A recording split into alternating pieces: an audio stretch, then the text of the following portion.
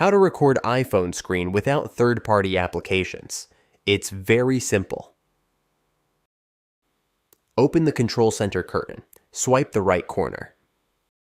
Tap and hold on an empty space until the phone vibrates. The Add a Control function appears at the bottom. Tap on it.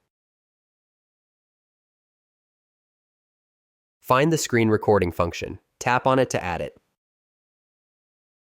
Note that you can move it wherever you want. After that, tap on the empty space. Now you can record the screen.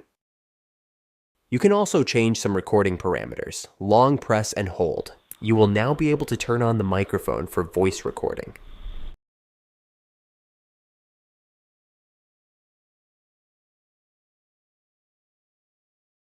Thanks for watching. Subscribe to the channel and press the bell button so you don't miss new videos.